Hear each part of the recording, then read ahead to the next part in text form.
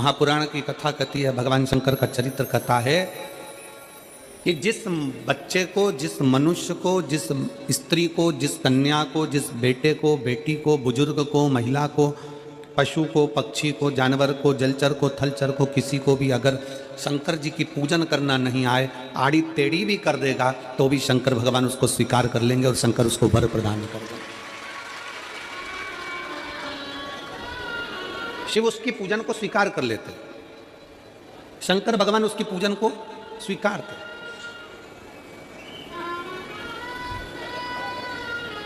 कोई दुनिया में आकर तुमसे कह देना कि मैं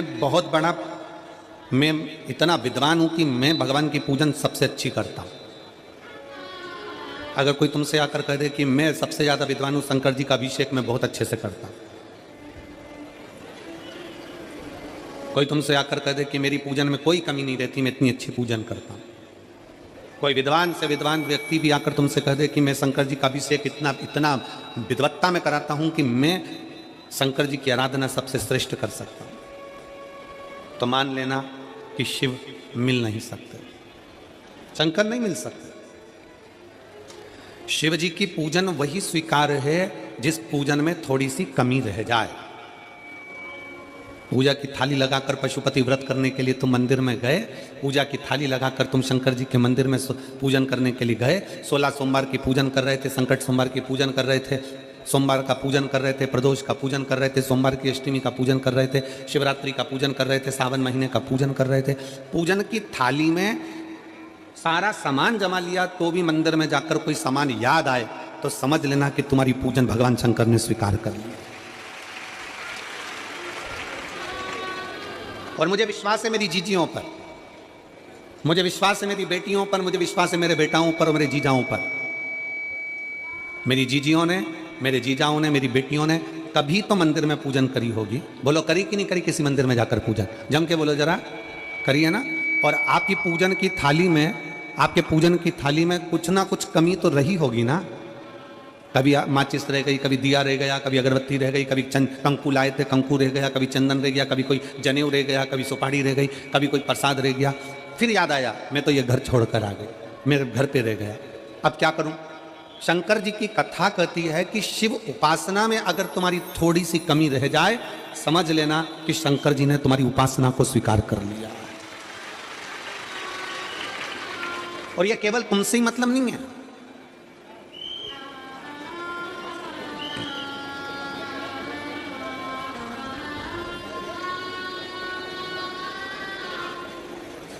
केवल आपसे मतलब नहीं है कि आपकी पूजन में ही, उपासना में कमी रह जाए।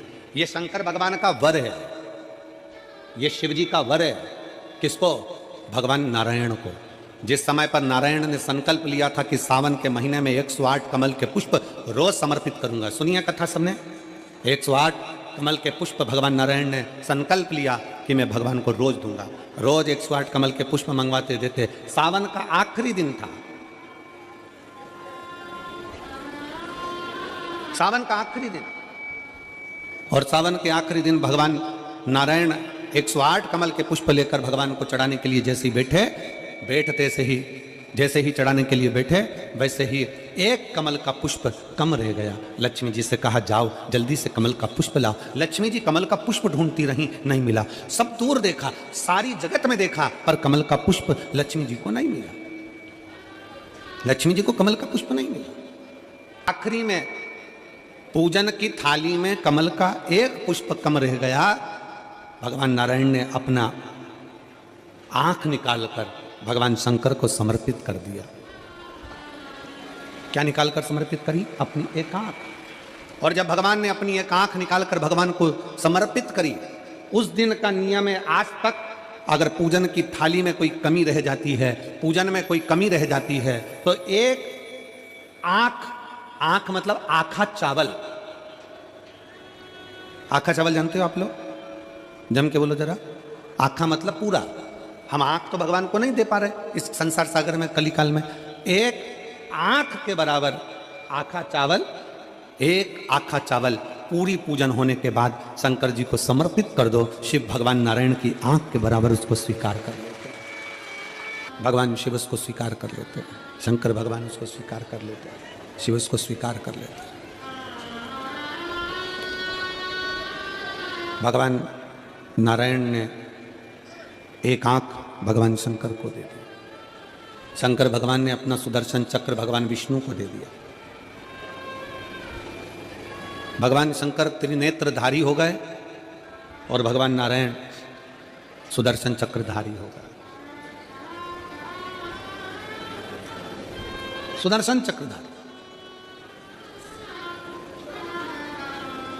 108 कमल के पुष्प में से एक पुष्प अगर छुपाने वाला कोई था तो वो देवाधिदेव महादेव थे।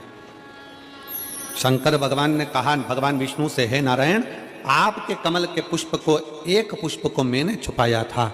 आज मैं वर देता हूं, जो शिव की आराधना करेगा, जो शंकर की आराधना में बैठेगा, उसकी पूजा की थाली में जान करके नहीं तो तुम घर पे कोई सामान जान करके छोड़ जाओ, जान करके नहीं, लेकर सब जाना है। पूरी पूजन की थाली में अगर कोई कमी रह जाती है, शिव कहते हैं उसकी पूजन को मैं स्वीकार कर लेता हूं, उसकी पूजन को मैं स्वीकार। जान करके कोई कार्य नहीं करना है अपने को। नहीं तो तुमने सोचा कि पूजा की थाली में सब कुछ रख लूं, एक सामान घर पे छोड़ दूं। सियोर वाला महाराज जी बोला है, ऐसा काम नहीं करना। कई लोग जान कर जब घर से निकलते हैं तो कोई शुभ शकुन करना रहता है तो जान करके शुभ शकुन करते हैं। गाय को घेर के लेकर आएंगे, बछड़े को घेर कर लेके आएंगे कि आज ये जा रहे हैं तो इनके सामने से दूध पीती हुई बछड़ा और गाय निकलेगी तो शुभ शकुन होगा। अब वो तो अनायास कोई शुभ शकुन हो जाए, अचानक से कलश लेकर कोई स्त्री निकल जाए। जब हम नेपाल में कथा करने के लिए गए तो वहां पर कान वाले ने पत्र लिखा और शायद नेपाल की कथा में वो पत्र आप लोगों ने सुना भी होगा। उस दुकान वाले ने अपने पत्र में लिखा कि गुरुजी, मेरी दुकान बिल्कुल नहीं चलती थी और मैं किसी देवता पर भरोसा नहीं करता, मैं कहीं नहीं जाता,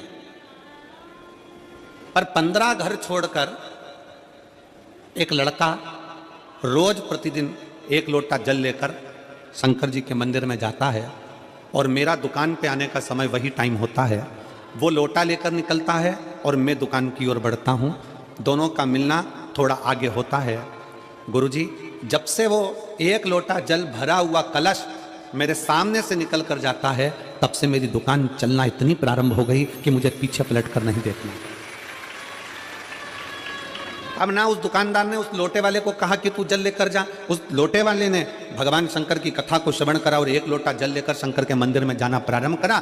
संसार के ऐसे कई शिव भक्त हैं जो अपने घर से 1 लोटा जल लेकर शिव जी के मंदिर में जाते हैं। कोई सुबह सुबह निकल कर जा रहा होता है, भरा हुआ लोटा उसके सामने से निकलता है तो शुभ शकुन हो जाता है और जाते हुए का कार्य सफल हो जाता है। अपने आप मंगल शकुन हो रहा है,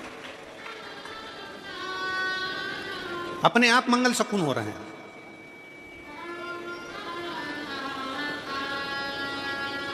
ना जाने कितनों के कार्य अपने आप हो रहे हैं और कर का हो जाता है और शिव उसको स्वीकार कर लेते हैं।